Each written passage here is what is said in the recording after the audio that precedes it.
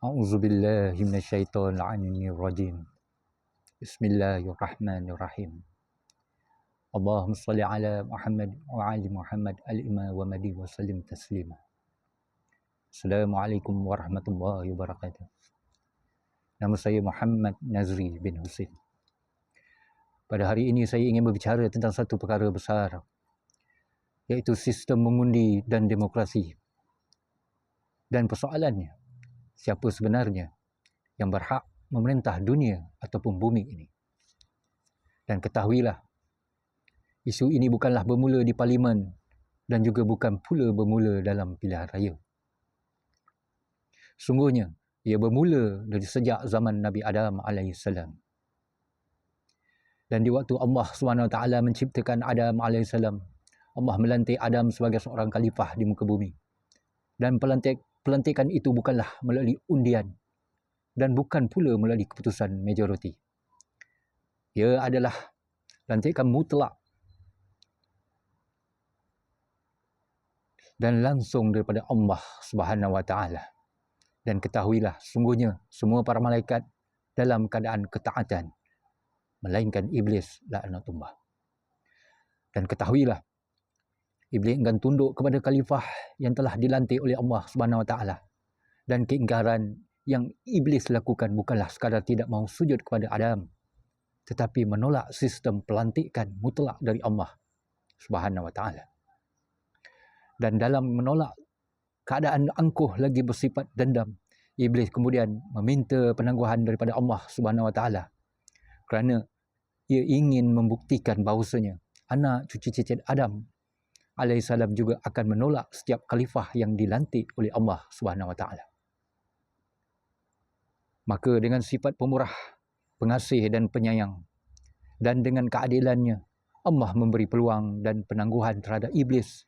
Di dalam Al-Quran ada menyebutkan di dalam surah Al-A'raf ayat 14 hingga 15, serta surah Al-Hijr ayat 36 hingga 38, bahawasanya iblis diberi penangguhan dan ruang untuk mempengaruhi dan menghasut manusia dan berkongsi dalam harta serta keturunan mereka.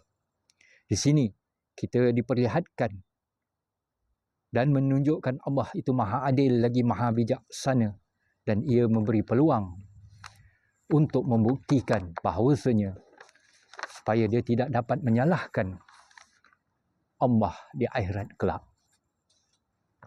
Dan pada hari ini kita dapat melihat sistem yang mengajar manusia bahawa mereka bebas memilih pemimpin sendiri dan secara tidak langsung, bahawa majoriti itu menentukan kebenaran dan mengatakan bahawa kuasa itu datang daripada rakyat. Sedangkan maksud istilah pandang ramai dalam satu itu adalah khalifah yang dilantik oleh Allah Subhanahu Wa Taala, iaitu melalui sistem daulah ilahinya. Namun di sini saya menjelaskan bahawasanya dalam perspektif dakwah Ahmadi, ini adalah penafian hak Allah untuk melantik khalifahnya di muka bumi, kerana sesungguhnya sistem dan sunnatullah itu tidaklah pernah berubah. Dan di sini kita dipilih dan diperlihatkan terutama di Malaysia, dan seperti mana dalam surah An-Nisa ayat ke-59 yang sering digunakan untuk menuntut ketaatan terhadap ulul amri. Akan tetapi, siapakah ulul amri yang sebenar menurut pelantikan ilahi? Sedangkan di mana ahli zik khalifah ulul amri itu adalah dari lantikan mutlak dari Allah Subhanahu Wa Taala melalui golongan ahli baitnya, iaitu ahli keluarga baginda Nabi Muhammad sallallahu alaihi, yang dipilih serta dilantik oleh Allah Subhanahu Wa Taala sebagai panduan kepada umat akhir zaman. Dan ketahuilah, sungguhnya baginda Nabi Muhammad sallallahu alaihi telah meninggalkan wasiat dan pewaris yang benar, di mana agar manusia tidak berpecah belah, ditindas, dizalimi dan tidak akan tersesat buat selamanya. Di mana jika manusia-manusia itu berpegang dan mengikuti pegangan dan wasiatnya di dalam ketaatan lagi mendengar, maka dalam bentuk kepimpinan itu adalah kesinambungan lantikan daripada Allah Subhanahu Wa Taala, dan ia bukanlah sekadar dari warisan politik dan keputusan maupun keputusan manusia. Dan sungguhnya sekalian manusia itu, sebelum kemunculan Al-Mahdi, manusia itu telah diasuh dengan idea kebebasan memilih pemimpin. Dan apabila Al-Mahdi itu muncul dan menyeru kepada pemerintahan ilahi, seruan itu dianggap ancaman kepada sistem yang sedia ada. Sedangkan sistem itu telah diciptakan oleh Iblis laknatullah melalui wakilnya dengan gelaran sistem Dajjal, dan kini manusia itu pun telah mengikuti sistem itu. Tahukah kalian, sungguhnya dunia hari ini dipenuhi konflik, rasuah, penindasan, peperangan dan kerosakan akhlak. Maka manusia di akhir zaman ini diambang kegelapan. Menurut perspektif ini adalah berpuncanya bila dunia ini tidak diperintah oleh lantikan dari Allah Subhanahu Wa Taala. Seperti mana di waktu pemerintahan baginda Nabi Muhammad sallallahu alaihi melalui sistem daulah ilahi, dan kini ketahuilah pintu seruan itu kembali terbuka kepada pemerintahan ilahi melalui Abdullah Hashim Abbas Sadiq, dan seperti mana di zaman para nabi terdahulu, serta golongan berkuasa dan elit agama menjadi benteng dan penghalang bagi mempertahankan kedudukan mereka. Terutama para ulama-ulama yang tidak beramal dengan apa yang Nabi Muhammad sallallahu alaihi sampaikan.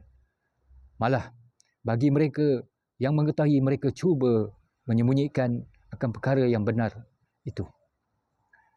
Dan semua itu adalah atas faktor kekuasaan, pangkat serta pemerintahan. Dan sungguhnya mereka adalah sejahat-jahat makhluk di bawah naungan awan yang gelap.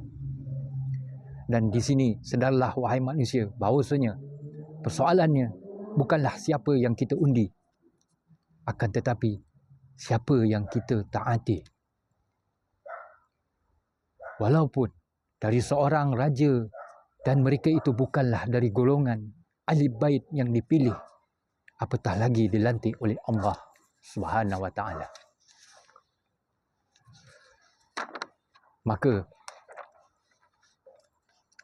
apakah anda semua memilih sistem dari Dajjal yang dipilih oleh manusia, ataupun memilih khalifah yang dilantik oleh Allah Subhanahu Wa Taala? Jika kalian mempercayai dan beriman akan kemunculan Imam Al-Mahdi, maka kalian harus mengetahui kaedah dan membaca serta mengkaji dan mengenali sejarah-sejarah Islam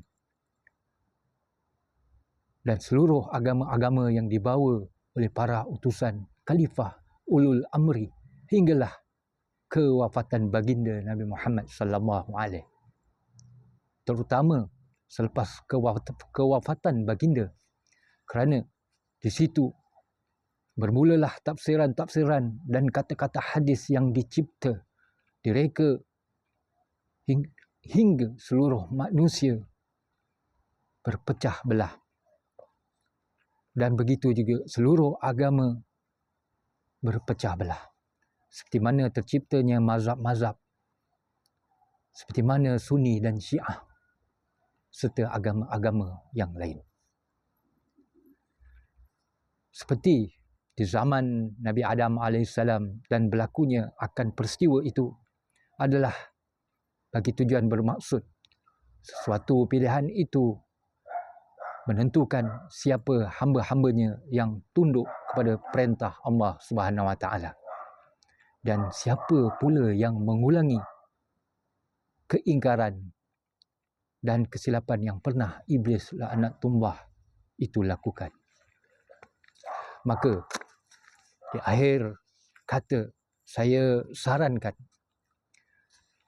agar kalian sekian manusia dapat mengenali kaedah dengan melalui membaca dan mengkaji seperti mana terhasilnya buku dan ataupun kitab kerohanian yang diiktiraf oleh seluruh dunia, yang dikenali sebagai matlamat sang bijaksana ataupun the goal of the wise.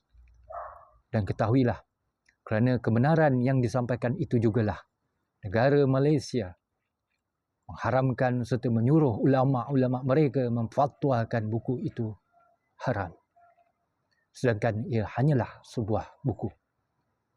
Maka apakah yang mereka takuti? Bukankah manusia itu punya akal dan fikiran serta keimanan? Maka renungkanlah dan fikirkanlah. Saya sudahi dengan Allahumma salli ala Muhammad wa ali Muhammad al-imam wa mahdi wa sallim taslimah. Bangkitlah wahai manusia. Sesungguhnya masanya daulah ilahi itu telah pun sampai. Labbaika ya Abas Sadiq, labbaika ya Abas Sadiq, labbaika ya Abas Sadiq.